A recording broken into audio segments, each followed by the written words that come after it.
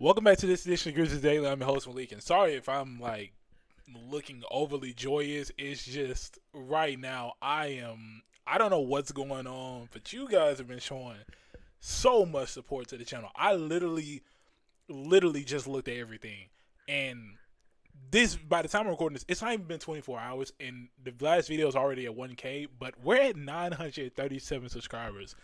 I don't know where y'all heard me from or who promoted me, but I really appreciate it. Even if you just found me naturally, I do appreciate y'all as well. Look, it's crazy because last week it was the launch of this channel was like a year ago, and the fact that we're already nearing 1K in a year, a literal year, is crazy to me, and I couldn't thank y'all more. I really could. But if you're watching up to this point, you're new. Even if you returning subscriber, or if you're new, make sure to hit the like button, subscribe, and turn on post notifications. If you listen on Apple Podcasts or Spotify, really appreciate all y'all for listening as well. Make sure to follow and leave a 5-star review. It really helps the channel grow. So let's get straight into it. It's really not much newsworthy things to talk about. I mean, that's kind of how it's expected when it comes to the combine. So you do have that. But something I do want to talk about is there's been some talks. Well, not really talks, but there's been like some slick rumors that the Grizzlies in a world could possibly trade down with the Chicago Bulls. And I'm gonna be real with y'all. If that is a possibility, I don't think it should happen. I don't think it should happen. There's nobody on the Bulls that I think is worth trading down from 3 to 4. Granted, I mean, if it comes down to we can still get the guy we want and the asking price is more, then sure. But really, I don't see that being a possibility. I mean, look, my guy Matt Infield, he stated it perfectly. As far as players the Grizzlies should move the number 3 pick for is, all NBA, all NBA talent. Literally, if it's not all NBA talent, I wouldn't say trade for him. I mean, you got the ones where it's like Zach Levine or just other numerous players that isn't worth the third overall pick. So me personally, I think the Grizzlies aren't going to trade down. I think they're going to keep it at 3. I think if anything, they're definitely going to trade up. I think that's definitely going to happen because I think right now, with everything that's just going on, I think it really, really benefits the Grizzlies to just kind of stick with the plan that they got because it really is a great setup. It's a great setup of a plan. So take advantage of it truly because if we're being real, the top prospects in this draft, whether it's AJ, Darren Peterson, Cam Boozer, and Caleb Wilson. Look, there are so many possibilities. I'm actually in real time reading the tweet right now where it says Brian Windhorst said right here the Wizards are sending out signals that they're willing to deal to number 1 pick, but it may not be the Jazz who move up. So hey, who knows? There's a possibility the Grizzlies may somehow get the number 1 pick. Now, granted, I don't even know who you would give up because the last thing that Washington needs is a point guard. They traded for Trae Young, so not really gonna get Ja Morant. So you do have that, but I will say it's definitely a kind of a possibility that you really do see the Grizzlies kind of in talks because let's be real, out of all the prospects between AJ, Darren, Caleb Wilson, and Cam Boozer, I am going to be honest, and this is just my honest opinion. I know I was going to stay neutral on it. I knew I was going to stay neutral on it simply because I knew how some people felt, but I am going to give my honest opinion, my honest 100% opinion. There is no neutrality. I don't want to hear anybody call bias. This is simply how I think. Out of everybody in a realistic aspect, say in a world where AJ Devanza and Darren Peterson are taken off the board and we're at number 3, I truly do think the right pick is Cam Boozer. I'm gonna just be honest. I think the right pick is Cam Boozer. Not saying Caleb Wilson is a bad player. He's not. It's just when you look at the intangibles of each other's game, it really is, it really does kind of favor Cam Boozer in a way. I know people had their skepticisms when it comes down to him.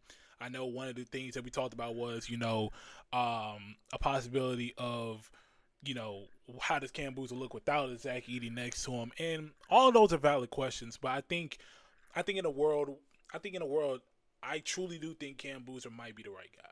I think he fits the spacing concept. I think he's somebody that can move the ball at his size, even, being that he's got a solid vertical, solid athleticism, pretty good jumper, pretty good free throw shooter. You got all these possibilities. I'm not saying Caleb Wilson can't do any of the same, but it just fits Cam Boozer's game. It fits him more, and then Caleb Wilson, I got to be honest, I have more questions than anything, more so how is he going to improve his game, because we know he's an athletic phenom, but at the same time, how can he improve on other aspects of the court?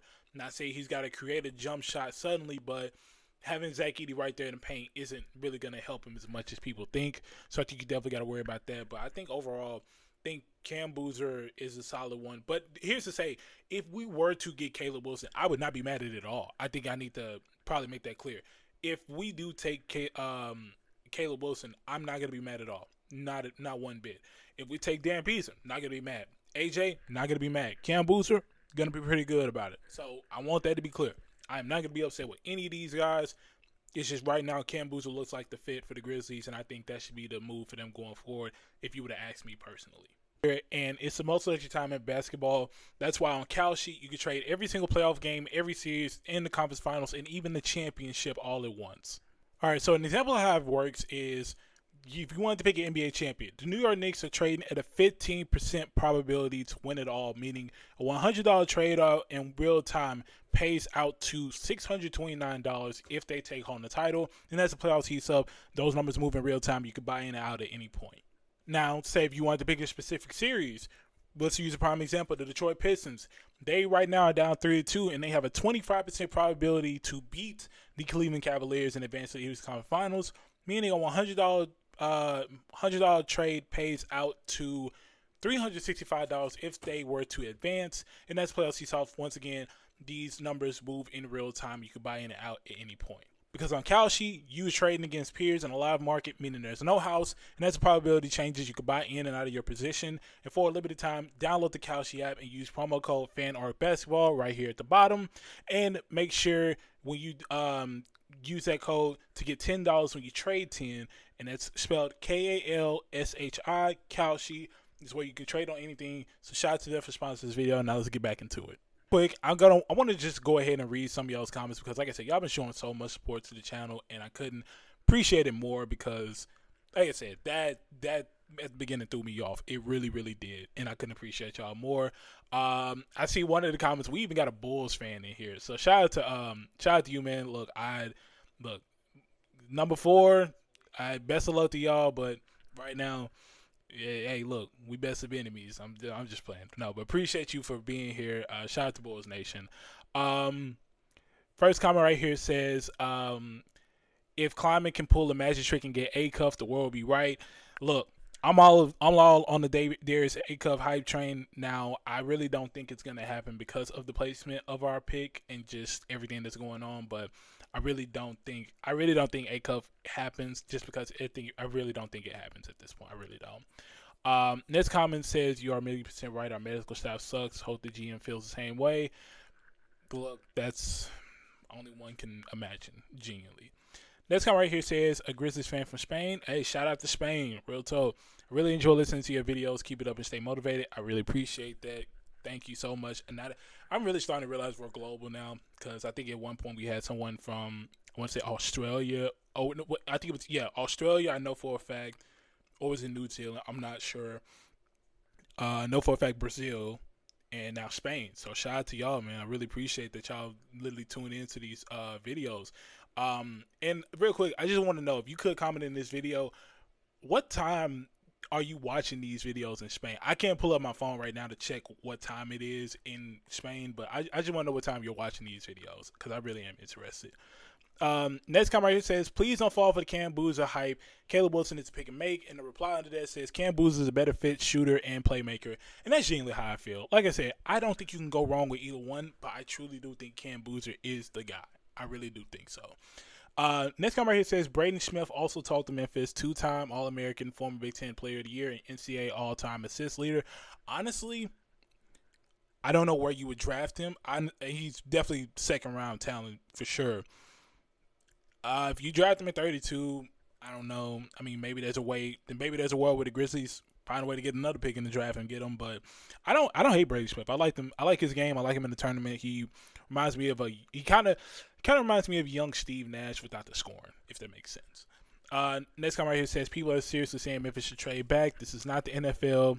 Literally, that's actually probably the best analysis of it. Compare this year to 2024 draft. Ricochet and Castle wouldn't even be in the top 5. Stephon Castle would definitely be top 5. Let's just be honest. Ricochet, no, but Castle is definitely a top 5 player.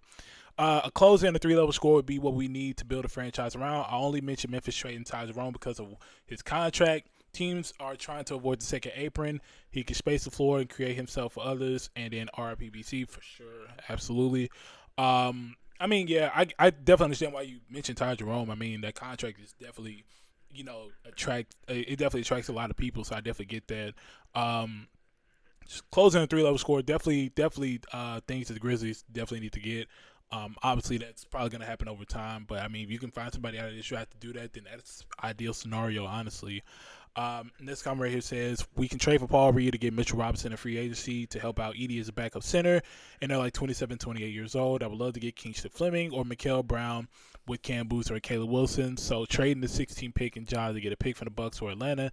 Someone in that top 10 is a smart choice to get rid of Ja. I could see Ja in the 16 pick going to the Bucks to help Giannis and Jenkins and give us the 10th and a rotation piece. I mean, everything's a possibility at this point. I'm not really going to say too much when it comes to that. Kingston Fleming and Mikael Brown. Like I said, I'm more of a fan of Kingston Fleming. I think Mikael Brown is just a little too inconsistent. It reminds me a little bit of Jalen Green. Not play style wise, just shooting wise. And then obviously Caleb Boozer, Caleb Wilson, I think absolutely. And then once again, I think the possibility of us trading up from 16 is pretty kind of evident. Obviously nothing really, signifies it, but it's pretty evident. Yeah, so as time goes, we'll see. Next comment, Cameron Carr is the type of volume scorer the Grizzlies need, and he doesn't have issues like Peterson. Yeah, I mean, look, a volume scorer like Cameron Carr would be absolutely ideal. I remember at one point, I was saying we needed a volume scorer. I was begging for us to get someone like a Cam Thomas or something, and I think, Cameron Carr easily has the possibility to be better than that because he looked very, very good in college, without a doubt. This comment right here says, what do you think is going to happen with G.G. Jackson? I really like his game and looked a lot more efficient this season, but honestly wouldn't be shocked if he gets traded. Would kind of suck, though. Feels like he's one of our OG guys.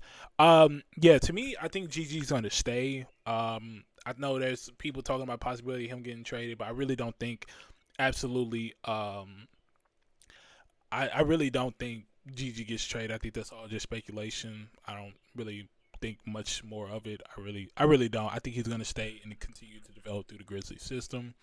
Next comment right here says, our 1 and 2 positions are well filled with Small, Spencer, Coward, and Jerome. With GG, Santi, and Omax as the only killers to fill the front court, we need bigs only. We need another Edie and an Omax. Basically give up everything else for a Daymar and Jaden McDaniels. Santi, Ja, Hendricks, future picks, anything and everything. Okay, so I get the mindset that you're going with. You're kind of all in, and that's not a bad mindset at all. Definitely would take a lot to get done. I mean, even then, yes, we have our 1 and 2 positions filled, but I definitely think you can get better talent in those positions and absolutely go for it. But definitely make the front court a priority. That needs to be the main thing right there. This comment right here says, people who are close to the organization knows more than me, but all the people who can't wait to see the back of Ja shows the replacement that you all have. Shoot, anybody that wears a Grizzlies jersey. I mean, I see comments like this, and it's just like, I really do like Ja's game. I really do. But I've gotten so used to seeing him not play that when y'all say things like this, like who's going to replace him, literally anybody. At this rate, anybody. It really does get down to that point. It might be recency bias. I don't know. But I've gotten so used to seeing him not play. It doesn't. Anybody can replace him at this point. And then this comment says, I still feel like our best possible outcome from this all season is taking Boozer at 3, trading with Nets or Kings to acquire 6 or 7. Some combination of Ja, future 16, pick 16 and future picks that give us hopefully a cuff, who I feel like will dominate in screens with our offense. You know what? That right there is why I think a cuff is absolutely going to be a very good player in the league, because I really think you give him the room to work and things like that, I think he's definitely going to work out. I mean, people had their concerns about defense, but I mean, it's really his defense isn't as bad as many people say it is. It's really not. I mean, he has his moments, but it's really not that bad. Either of those trades also land us either Michael Porter Jr. or Levine, which would be a huge expiring contract for this year's free agency. Being real, I'd absolutely 1,000% take Michael Porter Jr. Trading Solitaire Diamond Potential, one of our guards at pick 32 to move up to the draft and find the diamond in the rough. I trust climbing to pick whoever that may be. Yeah, he's very good at picking second-round talent. Acquiring a solid backup center in free agency who can stay healthy and help balance out minutes out with Zach Edey. Looking at Mitchell Robinson, we should have a cash space for him. We absolutely do. Shop at KCP to a potential contender for future picks. I'd feel great going to the next season if this can shake out. Honestly, yeah, with the majority of what you say, I think if Zach Lyman can pull a lot of that off, especially getting someone like Mitchell Robinson, getting somebody big out of pick 32 that's really going to help the team, and then find a way to get off KCP's contract, I think easily that makes you a winner in the offseason. So, only time to tell. Like I said, we'll see. And then this comment right here, this is the last one. It says RPBC, but stating that he would still be here today if we had a different medical staff is absolutely disgusting.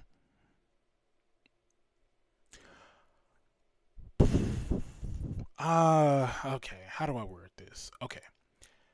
I didn't say the medical staff was responsible for. I didn't say that. I said maybe if the medical staff was a little better at helping him rehab these injuries, he wouldn't have, went through what he went through. We don't know what he went through mentally. I'm just saying, hey, if the medical staff kind of helped the rehab process a little better, because clearly he wasn't the only person that had an issue regarding anything medical. So I'm saying if maybe something different happened to where he wasn't being injured so much, we'd have a much different outcome. That's what I meant to say. So I don't know how you kind of got that from that. I really don't. It was just something that I mentioned at the time. Going forward though, sorry they had to go tone it down just like that, but it really just caught me off guard. This this is going to be, just kind of a reflection again, just kind of a testament to Brandon Clarke, because it's been a long week. It's been a wild week. I don't think any of us really at least for me, I've never really experienced a moment where a player on my favorite team in that time where he was still on the team passed away. I mean, I'm not gonna say I dealt with, but I've kind of witnessed certain moments like that. But it wasn't anybody active. Prime example, Demaryius Thomas. I'm a Broncos fan, so that definitely hurt when it happened. But yeah, once again, just Brandon Clarke was a great guy. One thing I'll never forget about him was the Timberwolves series, specifically that Game 5, that offensive rebound against two Minnesota Timberwolves players, and then the tip out the jaw to hit the clutch three. Plays like that, you just don't forget those kind of plays. And BC was always the first one to kind of, be excited about certain plays. And his energy was just something that, you couldn't, it was at times where it couldn't be replicated. It truly couldn't. And I really do appreciate everything he's done. Not, like I said, not even just on the court, but for the community. I mean, I had the luxury of kind of meeting BC at a community event. So, great guy, always involved with the community.